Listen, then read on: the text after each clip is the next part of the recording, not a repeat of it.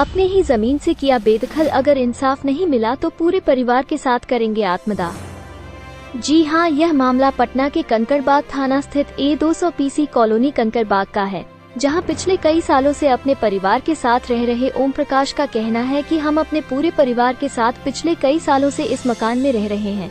यह मकान हमारे पिताजी ने बनवाया था। जमीन को खरीदने में मेरे पिताजी ने मेरी चाची जी के साथ खरीदा था। बाद में चाची जी अपने पूरे परिवार के साथ विदेश में जाकर बस गई। मेरे पिताजी ने अपने पैसे से उक्त खाली जमीन पर 2 मंजिला मकान बनवाया। बीच बीच में चाची जी के लोग भी आते थे और यहाँ रहते भी थे। फिर अचानक चाची जी की लड़की यानी मेरी चचेरी बहन ने हम लोगों को बताया कि यह मकान बेच दिया गया है, हम लोग यह मकान खाली कर दें। इन सभी मामलों को लेकर हम लोग न्यायालय के शरण में गए और यह पूरा मामला अभी तक न्यायालय में चल रहा है। बावजूद इसके बीते दिनों लगभग 20 की संख्या में अज्ञात लोग हमारे घर पर जबरदस्ती चढ़े, मेरे साथ मारपीट की, मेरा मोबाइल भी छीन लिया, मेरे पूरे परिवार को बंधक बनाते हुए पूरे मकान पर कब्जा कर लिया। हम लोग पूरे परिवार के साथ अपनी जान बचाकर उसी मकान के ऊपर वाले तल पर रह रहे हैं। नीचे अज्ञात लोग रह रहे हैं जिन्हें हम लोग नहीं जानते हैं। ओम प्रकाश ने कहा कि इस पूरे मामले को लेकर मैंने लिखित रूप से थाना प्रभारी कंकड़बाग SSP पटना के साथ साथ कई बड़े अधिकारियों को सूचना दिया, पर अब तक इस पर कोई कार्रवाई नहीं हुई। जिस दिन गुंडे हमारे घर पर कब्जा कर रहे थे, उस दिन थाना को फोन करने पर थाना आया, पर थाने के सामने उन लोगों ने पूरे मकान पर हथौड़ा और खंती चलाते हुए नष्टा नाबूद कर दिया। हम लोग अपनी जान बचाकर अभी भी उसी घर के पहले तल्ले पर रह रहे हैं और हमारा पूरा परिवार डर के साए में जीने को मजबूर है। ओम प्रकाश का साफ कहना है कि हमारा या हमारे पूरे परिवार की हत्या इस जमीन विवाद में हो सकता है। ओम प्रकाश का कहना है कि अभी यह मामला न्यायालय में चल रहा है और इस बीच दबंगों ने न्यायालय को चुनौती देते हुए हमारे घर पर जबरदस्ती कब्जा किए हुए। उन्होंने कहा कि अगर हमें न्याय नहीं मिलेगी तो हम अपने पूरे परिवार के साथ आत्मदाह कर लेंगे। क्या मामला था जिसको लेकर के आप थाने में आए हुए? ये हमारे मैंने पिताजी के समय का ज़मीन खरीदा हुआ है, एक कंकड़बाग कॉलोनी में मकान ज़मीन था, उस पर फिर मेरे पिताजी ने मकान बनाया। एक ज़मीन खरीदा गया जॉइंट फैमिली प्रॉपर्टी से मेरी चाची के नाम पर, और मेरी चाची 1968 में विदेश चली गई पूरे परिवार के साथ, और 69 में वो प्लॉट खरीदा गया, लेकिन चाची के नाम पर ही। उसके बाद उस पर मेरे पिताजी ने 2 मंजिला मकान बनाया। धीरे धीरे खेती की आमदनी से जैसे जैसे आमदनी आते गया वैसे वैसे बनाते गए। जब 2 मंजिला मकान बनाए मेरे पिताजी, तो अकेले पहले मेरे पिताजी रहते थे। उसके बाद हम लोग करीब 90 से उसमें पूरे परिवार के साथ रहने लगे, और हम लोग मेरे पिताजी भी नगर निगम बिजली बिल देते थे। फिर हम अपने अकाउंट से नगर निगम बिजली बिल पेमेंट करते आ रहे हैं, अप टू डेट था। सिर्फ इधर 23 या 24 का याद नहीं है, चूँकि अभी मेरी मानसिक स्थिति ठीक नहीं है।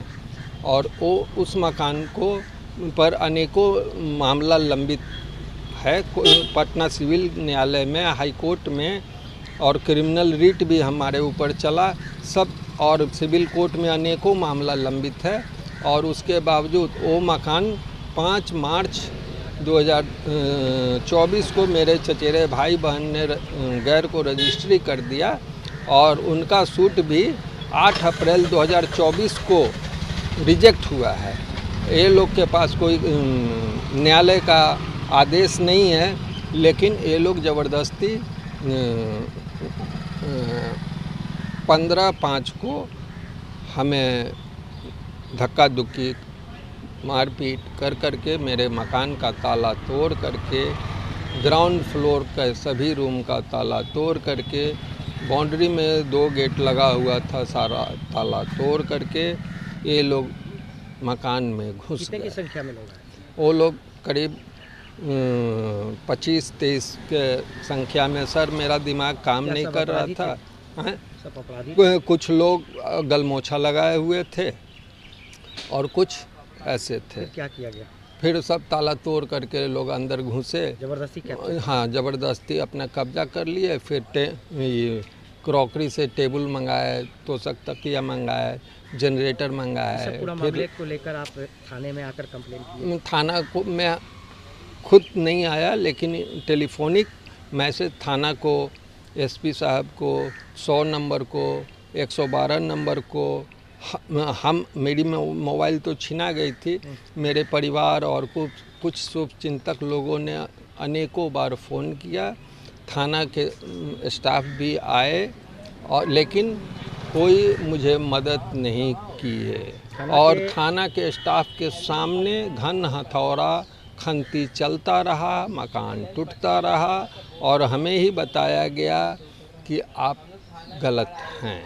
हमने कहा कि ठीक है, मेरा इसमें शेयर है नहीं है वो तो कोर्ट ना डिसाइड करेगा, कोर्ट का आदेश आने तक इंतज़ार किया जाए। न्यायालय के आदेश का इंतजार? हाँ, लेकिन वो कुछ नहीं मेरी बात को लोग सुना, और उसके बाद हम अपने पूरे परिवार के साथ बिना बिजली पानी के रह रहे हैं।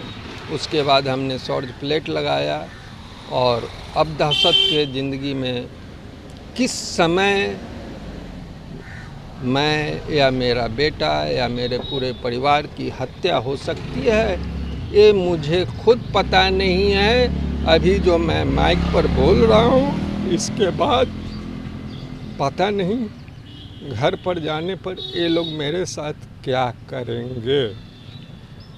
आप पुलिस के पास गए, अधिकारियों के पास गए?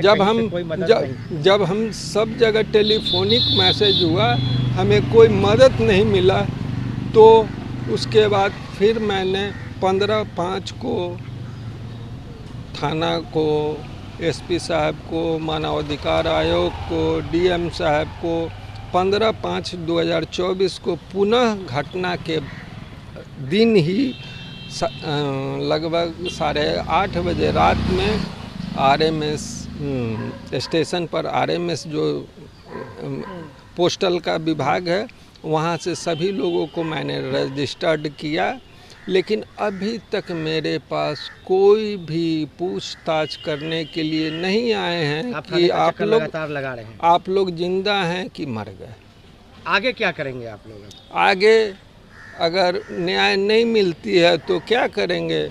हम लोग सब परिवार उसी मकान में आत्मदाह कर लेंगे, या ये लोग मुझे मार देंगे। इस थाने की घटना है ये घटना कंकड़बाग, पटना। आपका पूरा नाम? मेरा ओम प्रकाश सिंह, पिता स्वर्गीय Ram Narayan Singh, A200 PC colony, Kankarbagh, Patna 20।